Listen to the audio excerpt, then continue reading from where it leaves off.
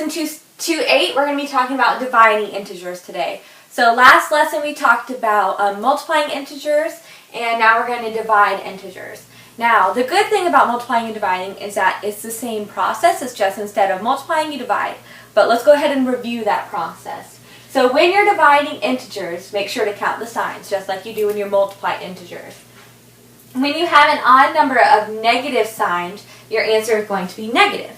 Like, for example, if you have negative 24 divided by 8, your answer is going to be a negative 3 because you went ahead and divided 24 by 8 and you got 3, and then you counted up your signs.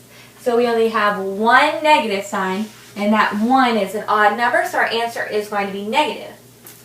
In this example, we have negative 25 divided by 5 gives us negative 5. Now, how do we figure that out? We went ahead and divided. So 25 divided by 5 gives us 5. And then we counted our signs. So we only have one negative sign. So that is why our answer is negative. Okay, let's go ahead and look at the next rule. So if you have an even number of negatives, your answer is positive, just like in multiplication. So in this first example, we have negative 24 divided by negative 8, which gives us a positive 3 because we have two negatives. So you just go ahead and divide the two numbers and then check for your sign at the end. Okay, in this example, we have negative 25 divided by negative 5 equals 5. So we have two positives, so our answer is going to, or two negatives, so our answer is going to be positive. All right, let's go ahead and do some examples. Let's go ahead and look at example number 1. Example number 1 says 50 divided by negative 5. So I know for sure that my answer, I'm going to have to do 50 divided by 5, which gives me 10. And now I want to see if it's going to be a positive 10 or a negative 10. So I'm going to look through and I see one negative sign, so our answer is going to be negative. Alright, for example number 2, we have negative 100 divided by negative 10. So the first thing I'm going to do is go ahead and divide. So 100 divided by 10 gives me 10. And then I'm going to go ahead and figure out if it's a positive or negative 10. So I have two negative signs, so my answer is going to be positive. So I'll leave it at just 10. Okay, in this example, we have negative 54 divided by negative 6. So I'm going to have to first divide. So 54 divided by 6 gives me 9. And is it going to be a positive 9 or negative 9? Let's look at our signs. We have two negative signs. And so 2 is an even number, so we are having a positive answer. Okay, example number 4, we have 84 divided by negative 12. So we know for sure that 84 divided by 12 gives us 7. And now we need to figure out, is it a negative 7 or positive 7? So we need to go ahead and count our signs. So I only have one negative sign, so my answer is going to be negative. Alright, let's do an example with variables real quick. We have x times y divided by negative 10. And that is if x is equal to 8 and y is equal to negative 5. So the first thing we always do is plug in for our variables. So since x is equal to 8, I'm going to write 8 here. And y is equal to negative 5, so I'm going to write that here.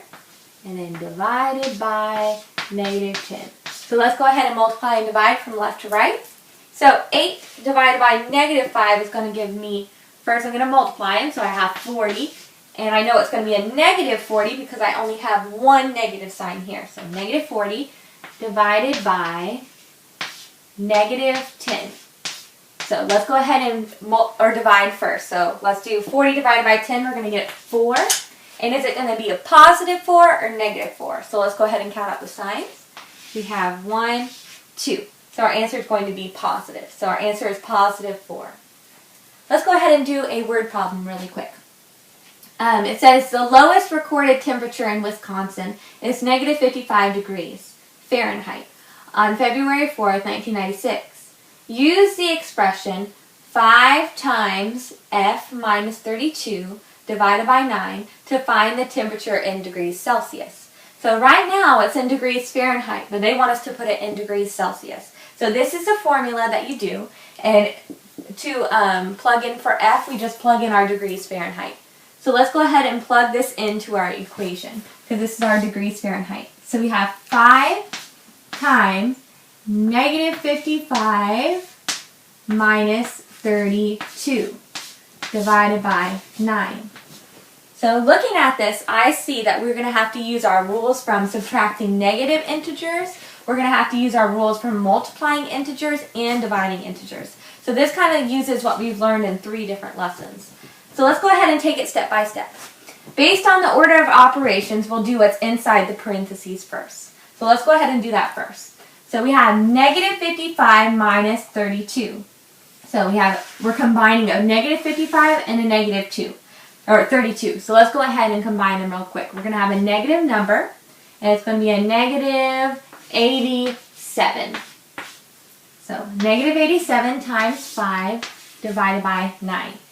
So now let's go ahead and multiply. So let's do negative 87 times 5. We're going to get 35. We have 40, 43.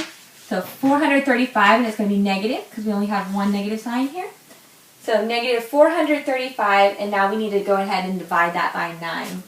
So let's do 435 divided by 9.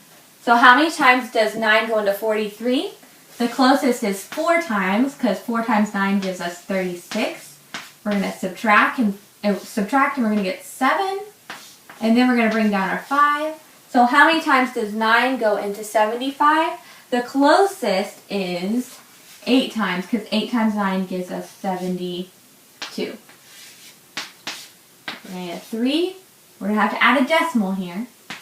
Bring down our decimal, 30. How many times does 9 go into 30? The closest is 3 times, because 3 gives us 27. We'll stop there. So we'll round up to 48.3 degrees Celsius. And now we need to figure out, is this a positive 48 degrees or is it a negative 48?